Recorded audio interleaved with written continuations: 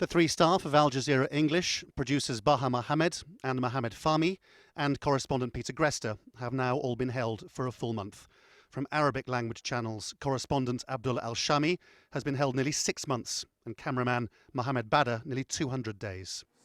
That's a lot of jail time for 5 people who haven't been charged with any offence. In London on Wednesday was the latest attempt to get them all released, organised by Al Jazeera, but with speakers from the BBC, Sky News and the British Daily Telegraph newspaper all expressing grave concerns as to what this said about the interim government in Egypt and its commitments to a free press.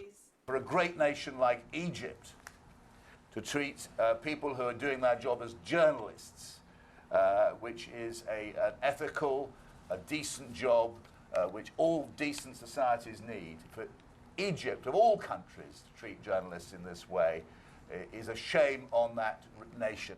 While this was happening in London, Egypt's Prosecutor General has been considering correspondent Peter Greste's future in Cairo. He, like his colleagues, has had his detention renewed regularly while being held in prison conditions described as harsh, offering little contact with the outside world. Egypt's rules allow for people like Al Jazeera Arabic correspondent Abdullah Al to be held without charge for increasingly long periods. Opponents of all this say it's more draconian than the days of the Mubarak government.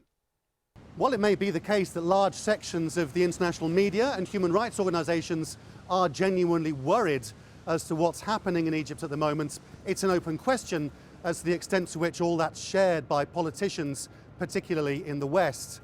On Tuesday night, the British Foreign Office, for example, issued a statement saying it was, quote, concerned at attacks on human rights around Cairo and elsewhere. In diplomatic terms, that sort of language is really quite mild. Particularly Western countries who are in alliance with Egypt are in a bind.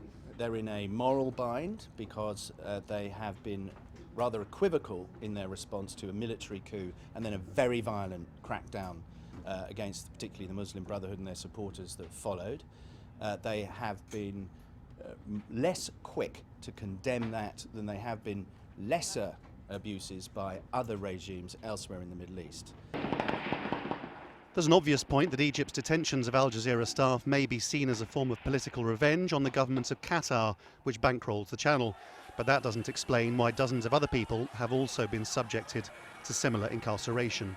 Al Jazeera continues to insist on the objectivity of its journalistic standards. It also says that interviewing the Muslim Brotherhood does not imply sympathy with people seen by the military rulers of Egypt as a terrorist organisation. Laurence, Al Jazeera in London.